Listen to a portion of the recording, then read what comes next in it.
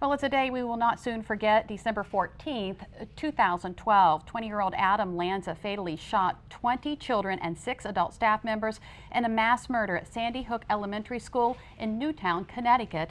Before driving to the school, Lanza had shot and killed his mother. He later committed suicide by shooting himself in the head. It's the second deadliest shooting in United States history. A little closer to home, and not too long ago, February 15th, a University of Maryland Eastern Shore student stabbed to death during a fight as the campus celebrated homecoming. Friends and family say Edmund St. Clair was a 21-year-old biology major who excelled in college and dreamed of becoming a doctor or a surgeon. Police, as of yet, still have no suspects in that case.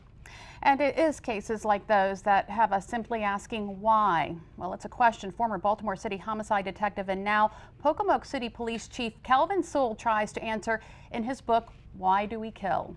During his 22 years serving one of the most violent cities in the nation, Sewell has seen it all, and he chronicles some of his cases in his book. But now Chief Sewell is using that experience to keep the people of Pocomoke City safe from violent crime, and so far, it appears to be working.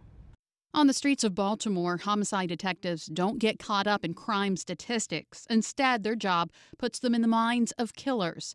And no one knows that better than Pocomoke City Police Chief Kelvin Sewell, who has spent most of his adult life trying to figure out the pathology of murder in Charm City. The book was written based on I guess the question, why do we kill? And I wanted the people who read the book to know what homicide detectives actually go through on the streets of Baltimore City. And some of the things that they see. It's kind of graphic. We don't leave anything out. Why Do We Kill is a collection of 11 cases he has worked, including the murder of an infant. The little 44-day-old kid was murdered, and he was buried in Drew Hill Park by his mother. And basically, we had to try to locate, with the help of the father, we had to locate that body that night in the woods. This particular case affected Sewell profoundly, especially when he saw one of his 2 daughters the next day carrying the same kind of backpack the baby was stuffed in when they found it. When the kids get hurt or the kids get murdered, those cases tend to stay with a homicide detective because they never had a chance to live their life. I've been around hundreds and hundreds of homicide cases, but the kids are the ones that actually get to. In other cases, it was the kids who did the killing. I investigated cases where kids were the actual suspects for murders, and it's hard to you got to interview those kids and talk to those kids. Those kids are not much older than your own kids, and and that father figure comes out, and you kind of want to grab that kid and give him a hug and like, look, you don't know what you did, but in essence, that was their peer pressure. That's the way they grew up. That's what they saw in the neighborhoods that they grew up in, and for some apparent reason, they thought that was okay.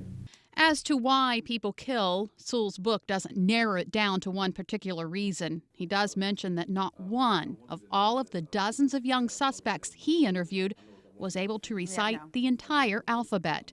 He says what these young people didn't learn from the street, they learned from music. And I ain't lying, we got guns, we got ammo, we got clips, we ain't tripping, we get sick for that long white clip. I don't have nothing against rap, but you got a lot of these kids who listen to a lot of these rappers.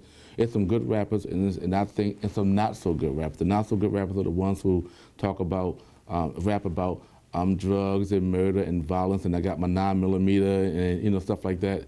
And a lot of narcotics in their rapping, and I think that's what these young kids are listening to. And they hear that violence, they hear that information coming from their so-called, how can I say, people they look up to, which is these rappers. And I think it do something to these kids to think that's okay to go out and do some of these things. And violent video games. You in so much trouble. These video games itself are getting more violent, and these kids are playing these games and they enter these games. I think parents should monitor their kids when they're playing these video games. In 2011, Sewell moved to Pocomoke City. Oh yes, I love it here in Pocomoke City. Love it. I never even knew the city actually really exists until I got a phone call to come check out Pocomoke City, and here I am. And although Chief Sewell knows the Eastern Shore of Maryland is hardly immune to crime, he's doing everything he can to make sure Pocomoke City is safe. A task that begins on the streets, and that's where you'll find him and his officers. Are you Ravens? Ravens fan. That's what I'm talking about. Each officer call out on an 8-hour tour of duty on a foot patrol at least 3 or 4 times a day. We pull a card on that, and we out there walking around, letting the community see that we are out there. Well, I lead by example. I walk with the officers, I answer calls, I do the whole 9 yards. Chief Sewell says criminals have taken notice of that presence. If the residents of Pocomoke City can't live in peace, then we're going to make sure that the drug dealers don't live in peace as well. And then we've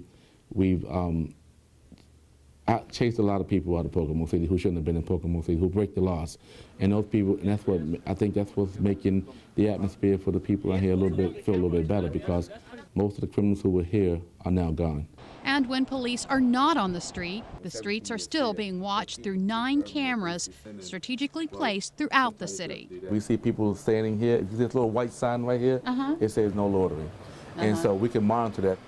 Chief Sewell's big city approach to police work is catching on. This is one for another one female, approximately 21 years of age. Here I brought one officer with me from Baltimore City, Lieutenant Linnell Green. He's here with me, and he brought some of the things that we did in Baltimore City down here, and it's working. Allowing the chief to slow his pace and enjoy his quiet town. And I asked Chief Sewell a burning question about gun control and the availability of semi-automatic weapons. He said, if someone wants to go out and hunt to provide food for their family, a 12 gauge should do the trick. So I asked him again if he thought it was okay for people to own a semi-automatic, and he said, if someone wants to go out and hunt to provide food for their kids or their family, a 12 gauge should do the trick. Enough said. Well, Chief Sewell joins us this afternoon in the WBOC Historic Studio D. Thank you so much for joining us, Chief. Nice to be Appreciate here. that. Nice You to be know, here. a lot of times we get an idea of what a homicide investigation is all about simply because of what we see on TV. It's not necessarily real, is it? No. What's it like? Well, basically, a homicide detective, they're human too. They go out to these scenes and investigate these scenes involving adults and kids. And a lot of times, these homicide detectives, it affects them as well. I had detectives who I had to personally send to our psychology consulting associates, PCA, because of what they've seen on the streets. You know, people think when a homicide detective investigating cases that they don't see what they see. We see people on the streets. We see gruesome scenes. When they go to a funeral, they see what's the bodies, the shelters inside the casket. We see we see the bad sides of the homicide, and it affects a lot of the homicide detectives. And they try to be tough and do their job, but sometimes you have to consider the fact that it bothers them too, and you have to send them out to get counseling as well. Now, in all of the years that you've investigated crimes, have you come up with, a typical profile of a killer? I know you mentioned that a lot of the young people, the young suspects, can't recite the entire alphabet. Well, yeah, the approach that I set forth was when I interviewed suspects inside the interview room, we call the box of Baltimore City, the actual interview room. I start off not by asking the question, did you do it, how was it done, and who was with you when you did it. I asked them first to try to see if they're going to be truthful with me. I asked them to recite the actual alphabets. And surprisingly, I've never had one who can recite the entire 26 letters of the alphabet. You know, it's funny because I tell them I don't want you to sing, because singing is easy. They'll say the elemental P. I want you to recite it one letter at a time. And a lot of times I can't, and I base that on, they can't. And I base that on the education that they haven't received. They substituted the school education for street education. Right. And that's why I think they live that street life. That's why I think it's easy for them to commit a crime like homicide. You have investigated a lot of homicides. Yes. There was one that hit close to home, affected you personally. Yes. That case was, I have a brother who's still living, and he was shot on the streets of Baltimore City. And it's funny because a homicide detective is trained to go knock on that door and deliver news to people who don't want to hear those type of things. Knock on the door and miss your loved one never coming home again. And on this particular day, my brother was shot on the streets of Baltimore City, and I had to go to my mother's house and knock on the door and tell her that there's a chance that her son, my brother, will never come home again because he was shot. And it was very difficult for me to do because when it hits home, see, homicide detectives are human too. But when you go knock on that door of someone else, you're trained to do what you're supposed to do. But when you get home, when it hits home, and you got to talk to your mother about this. I can relate to how the people feel when that news is delivered to them. So. In your book, you're very candid about the inner workings of the Baltimore City Police Department and I guess the politics, really. Yes. How did that sit with your former colleagues?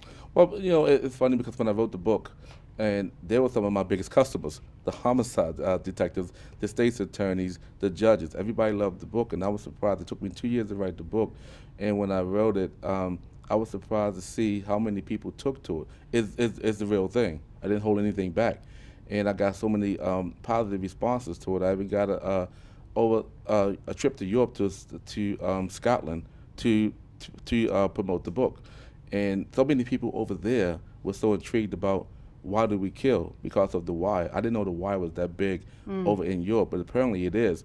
They were waiting for the next best thing to come out of Baltimore City, and that was the book, Why Do We Kill?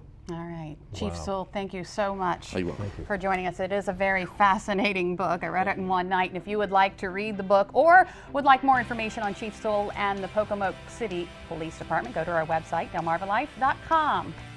Well, we've talked about solving violent cases. What if you're the one who is in a violent situation? Well, up next, we learn more about what seems to keep many women in an abusive relationship and where they can turn for help right here on Delmarva. And later, we are at it again, trying to figure out where Brian is on Delmarva. And per the usual, he gives us a set of clues, which may or may not help you get one step closer to figuring it out. So let's go ahead and check in with Brian on our first clue. Brian? Well, Jimmy and Lisa, here is your first of 2 clues. Ready or not, clue number 1. This town at one point was repeatedly raided by the British. One more clue to go, and then I'll reveal where I am. Stay with us.